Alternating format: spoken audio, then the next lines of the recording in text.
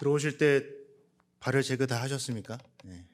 손 소독도 하시고 또 깜빡하고 마스크를 안 갖고 오신 분들에게는 또 목사님들께서 마스크도 주시고, 요즘 성도님들께서 가장 많이 하는 이야기는 어떤 것에 관련된 이야기를 하십니까?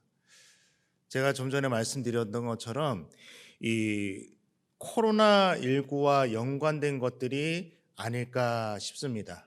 마스크, 또 뭐 확진자가 몇 명이나 나왔느냐, 애들이 도대체 언제 학교를 가는 거냐, 또 그것이 이제 좀 안정으로 접어들었다라는 표시이기도 하고, 또 그래야 또 우리 교회도 이렇게 교회 학교에 아이들이 와서 더 생동감이 있고 시끌벅적하게 되는 지표가 되기 때문에 등교는 또 언제 하는 거냐. 그리고 요즘 정치권도 그렇고 초미의 관심사가 긴급 재난지원금은 언제 주냐, 곧 준다고는 하는데 뭐 이런 것들입니다. 코로나19로 인한 그 어려움을 우리 모두가 피부로 느끼고 있기 때문에 코로나19라고 하는 것이 우리의 모든 것을 마치 블랙홀처럼 다 빨아들이고 있는 것 같습니다. 어쨌든 어려운 상황에서도 오늘 참석해 주신 사교구 식구들뿐만 아니라 모든 분들에게 감사를 드립니다. 지금 저희들이 상당한 어려움, 위기를 겪고 있죠. 그런데 이런 위기 상황 속에서 두각을 나타내는, 이런 위기 상황 속에서 등장해서 그 문제들을 잘 해결하는 사람을 가리켜서 난세 영웅이다라고 말을 합니다. 우리나라의 난세 영웅은 누가 있을까요? 뭐 여러분들이 계시긴 하지만은 뭐 이순신 장군 같은 분들이 난세 영웅이라고 할 수 있죠. 또 지금은 코로나로 인해서 그 코로나를 위해 사투를 벌이고 있는 의료진들이 또 다른 난세의 영웅들이 아닐까라는 생각도 합니다. 우리나라는 그렇고, 또 오늘 성경을 봐야 하니까 그러면 이스라엘의 난세 영웅하면 누가 떠오르십니까? 뭐 사사들도 여러 명 있고, 그 중에서 한 명을 꼽으라면 오늘 시편 18편과 연관된 이 다윗을 우리가 꼽을 수 있습니다. 여러 적국과의 전투에서 승리를 얻게 되어지는, 그래서 이 다윗의 영향력이 지금까지도 미치고 있습니다. 우리나라 광화문에 가면은, 서울 광화문에 가게 되면은 이순신 장군의 동상이 서 있는 것처럼 이스라엘은 자신들의 국기에 다윗의 별이라고 해서 별을 그려 넣어서 이제 그 어떤 다윗의 영향력이, 다윗 시대의 그 부흥의 역사가 자신들의 나라 가운데 다시금 임하기를 소원하는 의미로 그러한 별을 넣었다라고도 합니다만은, 어쨌든 역사적으로 뿐만 아니라 이 성경 안에서도 이 다윗에 대한 그 평가가 아주 높습니다. 구약과 신약에서 다윗의 위상이 아주 높은데, 이 마태복음 1장 1절을 보시게 되면 예수님의 족보가 나옵니다. 마태복음 1장 1절에 아브라함과 다윗의 자손 예수 그리스도의 계보다라고 말씀하시면서 다윗이 예수님의 조상이 된다. 그러니까 예수님께서 다윗의 후손이 되어진다라고 말씀을 하고 있습니다. 그리고 구약에서는 다윗 이후에 세워지는 왕들의 모든 평가 기준은 누구냐면 다윗입니다.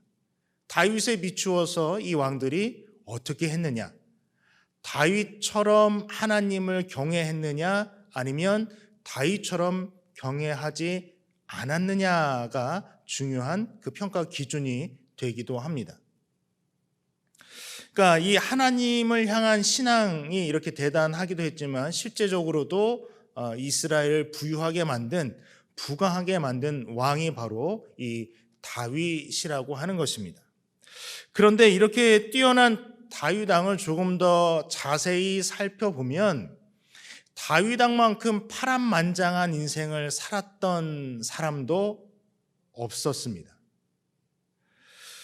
오늘 시편 18편의 배경이 되는 다윗의 삶을 저희가 좀 돌아볼 필요가 있는데, 다윗하면 가장 먼저 어떠한 사건이 떠오르십니까? 이것은 뭐 믿음을 갖고 계시는 분들이라던가 또 믿음이 없는 일반 사람들에게도 다윗하면 아마도 가장 먼저 이 골리앗과의 싸움을 이야기하지 않을까 싶습니다. 이스라엘이 블레셋과의 전쟁 중에 있었습니다. 적군의 장수인 골리앗이 나와서 이스라엘의 백성들, 왕뿐만 아니라 하나님을 모욕하고 있는데도 불구하고 그 어느 누구도 이 골리앗과 맞서서 싸울 생각을 하지 못하고 있었습니다. 그때 형들에게 아버지 심부름으로 온 다윗이 그 이야기를 들었죠. 그리고 그 이스라엘 병사에게 도대체 이것이 어떻게 된 일인가 묻습니다. 그 모습을 보고 이 다윗의 형인 엘리압이 꾸짖죠. 조그만 게 어디서 까부냐라는 식으로 꾸짖습니다. 하지만 누구도 나서지 못했던 그 상황 속에서 이 어린 다윗이 나섭니다. 사울 왕의 갑옷, 그 무기를 가졌는데도 불구하고 이 맞지가 않아서 그 갑옷도 벗어 던지고 그 칼을 들 수도 없어서 그냥 자신이 갖고 있던 이 물맷돌, 돌멩이 5개를 가지고 그 골리앗과 맞서 싸웁니다. 그런데 승리하죠. 골리앗이 모욕했던 만군의 여호와의 이름, 하나님의 이름을 의지하여 나가서 드디어 승리하게 됩니다. 이 일로 이스라엘 사람들이 다윗을 주목하게 됩니다. 뿐만 아니라 적국인 이 블레셋도 다윗을 주목하기 시작했죠. 그러면 이 다윗이 어릴 때부터 타고난 정말 두각을 나타내는 그러한 아이였느냐? 그것은 우리가 한번 생각해 볼 필요가 있습니다. 주변 사람들에게는 잘 모르겠지만은 성경을 보게 되면은 이 가족에게는 다윗이 그렇게 인정받는 어린 아이는 아니었던 것 같습니다. 다윗의 이야기를 중심으로 쓴 그 믿음 연습이라고 하는 책이 있습니다. 목사님이시면서 이 작가이신 이 맥스 루케이도라고 하는 목사님께서 이 쓰신 책인데, 이 책을 보면 다윗의 어린 시절을 이분은 이렇게 묘사를 하고 있습니다. 사무엘상 16장에 보게 되면은 하나님께서 사울 왕을 이제 탐탁치 않게 여기셔서 버리셔서 새로운 왕을 옹립하도록 사무엘을 보내신단 말이죠. 그래서 사무엘이 와서 기름을 붓는 장면이 이제 16장에 나오게 되는데, 이때 사무엘이 이새의 집에 방문했을 때 이 다윗이 어디 있었느냐? 들에 양을 치러 나갔다라는 것입니다. 들에 양을 치러 내보냈습니다. 이것을 이 맥스 루케이도라고 하는 목사님께서는 이 책의 설명을 좀 빌리자면 찬밥 신세였다라고 하는 겁니다. 다윗이 그 집에서 찬밥 신세였다. 지금 이새가 머물고 있는 이 베들레헴에 사무엘이라는 분이 오셨습니다. 그 동네가 떠들썩하고 장로들이 나와서 인사하고 어떻게 오셨습니까? 막 한편으로 반갑기도 하지만 두렵기도 한 그러한 인물, 뛰어난 놀라운 그런 인물이 왔는데, 그 인물이 이새의 집에 가서 제사를 지르겠다. 그래서 이새의 집에 갔는데 유독 다윗만은 그 자리에 있지 않았다라고 하는 것입니다. 아버지인 이새가 다윗을 그 자리에 데려오지 않았다라고 하는 것은 그 집에서 좀 찬밥 신세가 된 것은 아니었겠는가라고 하는 상상력을 좀 이분이 동원하셨습니다. 그리고 이 사무엘상 16장 11절에 보게 되면 다윗을 막내라고 표현을 합니다. 이것이 나이를 넘어서 단순히 나이가 어리다라는 것을 넘어서 등급의 의미를 담고 있다라고 또 말을 하고 있습니다. 그러니까 가장 늦게 태어났을 뿐만 아니라 제일 변변치 못한 아이라는 겁니다. 그래서 혹시라도 얘가 사무엘이 온 자리에서 사고라도 칠까 봐 아예 그러한 일이 발생하지 않도록, 오지 못하도록 저 들로 양을 돌보도록 내보냈다라고 하는 것입니다. 이게 이해가 되시죠? 저희들도 가끔 그렇지 않습니까? 왠지 어른들만 있는 곳에 아이들이 있으면 뭔가 사고가 일어날 것 같고, 그래서 이제 예배 시간에도 저희들이 뭐 이렇게 유독 아이들을 좀 이렇게 지켜보기도 하고 또 유독 아이들의 목소리가 잘 들리기도 합니다. 특별히 내 자식에 대한 거는 이렇게 막 째려보게 되고, 그리고 이제 사회에서 뭐 식당이라든가 카페나 이런 데 가보면 이게 노 키즈 존이라고 그래서 애들을 데리고 오지 말아라. 나중에 저도 그런 데 좀 가보고 싶습니다. 애들 없이 이렇게 편안하게. 하여튼 그런데 만약에 이 다윗이 이새가 생각할 때 잘난 아들이었다라고 하면 어떻게 했겠냐라는 것입니다. 성도님들에게 잘난 자식이 있으면 어떻게 하고 싶으십니까? 내세우고 싶으실 겁니다. 제 개인적인 이야기를 잠시 드리면은 우리 교회에 부임하고 나서 셋째 아이를 낳습니다. 우리 뭐 정진 장로님도 계시지만은 제가 면접 끝날 때 정장님께서 우리 교회 오시려면 셋째 이렇게 낳으셔야 된다라고 말씀하셔서 제가 면접할 때는 정말 진심을 다해서 말씀을 드리지만 애가 셋이면 떨어질까 봐서 아직 태어나진 않았으니까요. 뱃속에 있는 아이이긴 하니까 아직 뭐 셋째 얘기는 절대 안 하고 있다가 이제 뭐 하여튼 뭐 이렇게 뱃속에 있습니다라는 말씀을 드린 적도 있는데, 하여튼 지금 이제 38개월이 된 막내 아이입니다. 얘가 아들입니다. 원피스, 드레스, 얘를 잘 아시나 보네요. 치마를 좋아합니다. 그래서 하루에 집에서 이제는 지 혼자서 몇 번이나 갈아입는 남자아이입니다. 누나들이 갖고 있던 드레스, 치마 중에서 지 취향에 맞는 것 7벌을 선택해서 열심히 매 순간순간 이렇게 변신하고 있습니다. 한 번은 작년에 친척 결혼식에 갔는데 신부 대기실에 있는 신부에게 이제 인사를 하고 나오는데 얘가 그 신부 드레스를 보고 지도 입겠다고 고집을 부린 적도 있었습니다. 그리고 제가 얘를 데리고 뭐 이제 수유역이라던가 이제 수유시장에 데려가면은 지나가다 이렇게 한 번 더 쳐다보는 분들이 있습니다. 어떤 의미인지 압니다. 생긴 건 남자인데 엘사 치마를? 그래서 부연 설명을 드리면 엘사라고 하는 건 누구냐면 겨울왕국이라고 하는 애니메이션에 나온 여왕입니다. 근데 이 여왕이 중간에 옷이 화려하게 변하거든요. 예쁘게 변해요. 그래서 그 옷인데 요거 입고만 하여튼 집에서 열심히 춤도 추고 있는데, 그래서 그 모습을 보면서 걱정하시는 분들도 계십니다. 어떡하냐, 이게 그러면 안 되는데 걱정하시는 분들도 계셔서 그런 말씀을 또 저에게도 또 애엄마에게도 해주시는 분들도 계십니다. 근데 저희가 생각한 거는 나중에 커서 입는 것보다 지금 입는 게 낫다 차라리. 그리고 아직 어리니까 괜찮다. 그리고 또 한 가지는 지금 아까 제가 이렇게 말씀드리면서 웃으시는 것처럼 아빠가 못 웃기는데 너라도 뭐 웃길 수 있으면, 성도님들에게 웃음을 드릴 수 있으면 뭐 그걸로 됐다 하고 이제 생각도 합니다. 근데 이 치마 입고 원피스 즐겨 입는 이 아들내미가 정말 부끄러웠다라고 한다면 제가 얘를 데리고 수유역을 가거나 뭐 수유시장 북부마트를 가거나 뭐 그러지는 않았을 겁니다. 나가고 싶다면 엄마 보고 같이 가라고 해라고 했겠죠. 이새에게 다윗이 자랑스러운 아들이었다고 한다면 왕에게 기름을 부어 세우시고 제사를 집전하고 하나님의 말씀을 다이렉트로 직접 그 음성을 듣는 사무엘이라는 그 아주 뭐라 그럴까 거물급 인사가 온 자리에 그것도 우리 집에 왔는데 다윗을 소개시켰을 것이라는 거죠. 그런데 아버지 이새는 아들 다윗에게 별 기대감이 없었다는 말입니다. 좀 심하게 상상력을 동원해보면 어쩌면 다윗이 그 집에서 천덕꾸러기였는지도 모릅니다.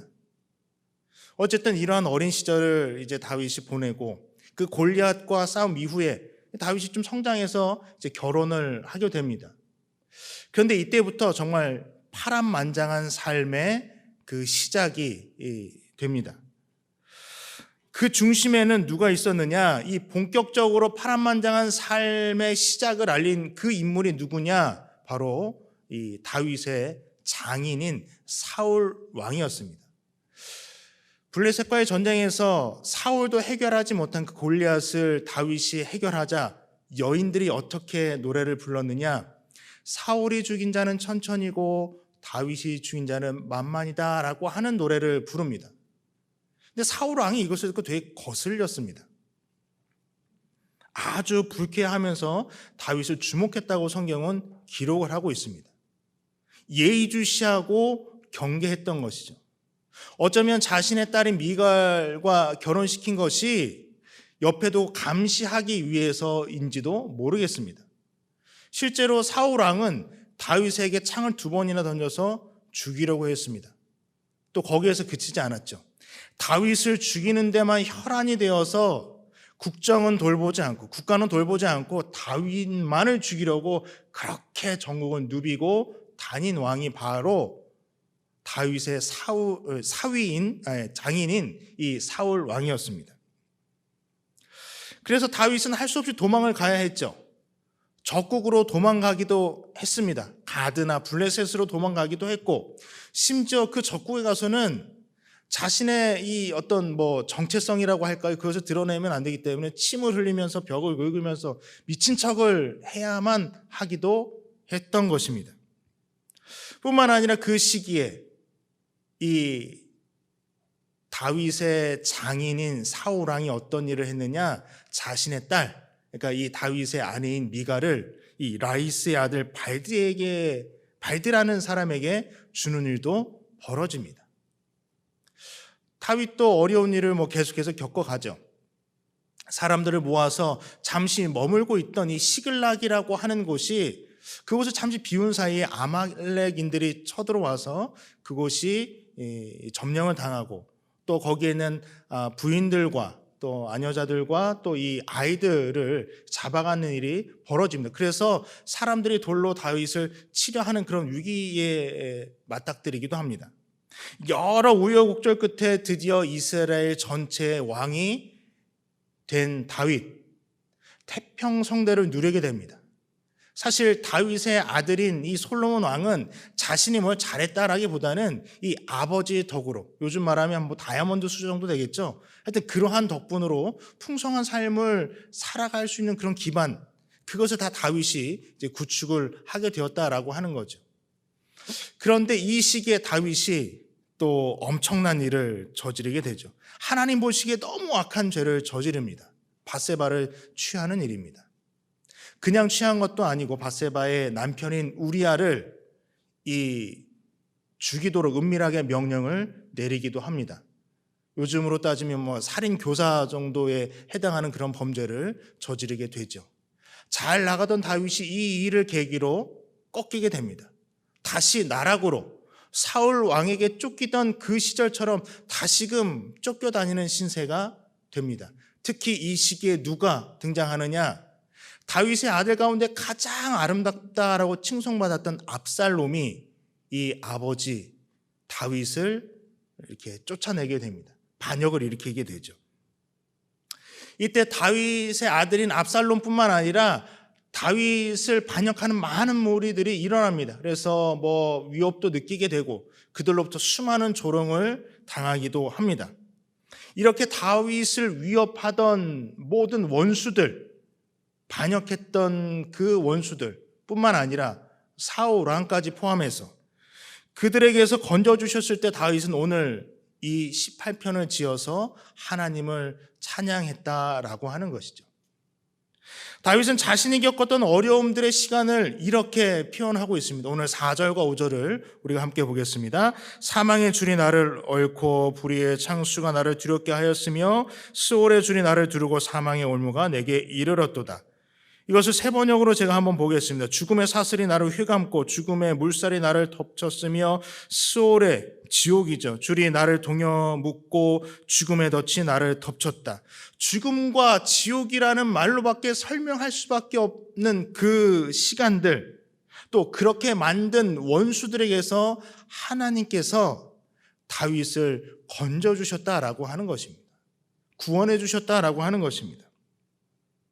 죽음의 위협뿐만 아니라 배신과 모욕, 어려움과 고난 속에서 하나님이 이 다윗에게 어떤 분이셨는지, 그 고통 가운데 있었던 다윗에게 하나님이 도대체 어떻게 행하셨는지를 다윗이 오늘 고백을 하고 있는데, 이렇게 고백을 하고 있죠. 여호와는 나의 반석이 되어주셨고 여호와는 나의 요새가 되어주셨고 여호와는 나를 건지셨고 여호와는 나의 하나님이셨으며 여호와는 피할 나의 바위가 되어주셨고 여호와는 나의 방패가 되어주셨고 여호와는 나의 구원에 뿌리셨고 여호와는 나의 산성이셨습니다 라고 고백을 하고 있습니다. 그런데 여기서 중요한 것은 무엇이냐면, 이게 누군가로부터 들은 하나님을 고백하고 있는 것이 아니라는 것입니다. 글로 읽은 그 하나님을 고백하는 것이 아닙니다. 자신이 만난, 자신이 체험한 하나님을 고백하고 있는 것입니다. 나의 하나님, 아브라함의 하나님, 이삭의 하나님, 야곱의 하나님이 아닌 나의 하나님이라고 고백을 하고 있다라는 것입니다. 그래서 나이가 붙는 거면 나의 요새, 나의 반석, 나의 하나님, 나의 바위, 나의 방패, 나의 구원, 나의 산성, 이렇게 나를 위한 하나님께서 나의 힘이 되셨다라고 가장 처음 18편 1절에 고백을 하고 있는 거죠. 그 하나님께서 나의 힘이 되셨다. 나의 힘이 되신 여호와여, 내가 그 하나님을 어떻게 하느냐? 내가 그 하나님, 나의 하나님이 되어주신, 나의 힘이 되어주셔서 나를 결과적으로 구원해 주신 그 하나님을 내가 사랑합니다 라고 고백하면서 이 시편 18편을 시작하고 있다라고 하는 것입니다. 다윗은 그러면 고난 속에서 자신의 힘이 되어주시고 원수들에게서 구원해 주신 하나님을 찬양할 수 있었던 것은 무엇 때문인지 오늘 6절을 통해서 우리에게 말씀해 주고 계십니다. 6절을 같이 읽겠습니다. 내가 환난 중에서 여호와께 아뢰며 나의 하나님께 부르짖었더니 그가 그의 성전에서 내 소리를 들으시며 그의 앞에서 나의 부르짖음이 그의 귀에 들렸도다. 아멘. 보시면 여호와께 아뢰며 나의 하나님께 부르짖었더니 내 소리, 나의 부르짖음, 무엇을 말합니까? 다윗의 기도입니다. 다윗이 기도했다라고 하는 것입니다. 하나님께 기도했더니, 하나님께 아뢰더니, 하나님께 부르짖었더니 하나님 귀에 들렸다. 하나님께서 들으셨다라고 하는 것입니다. 들으신 하나님께서 어떻게 하셨습니까? 응답하셨죠. 그 응답이 어떻게 나타났습니까? 반석과 요새와 산성과 다윗이 고백한 그러한 것들로, 그러한 모습으로 하나님의 응답이 이 다윗에게 주어졌다라고 하는 것입니다. 다윗의 기도에 응답하신 하나님. 여러분, 하나님이 누구의 하나님이 되시느냐? 부르짖는 자의 하나님이 되시는 줄 믿습니다. 다윗처럼 부르짖는 자의 하나님이 되시는 것입니다. 다윗처럼 부르짖을 때 하나님을 나의 하나님으로 체험할 수 있는 겁니다.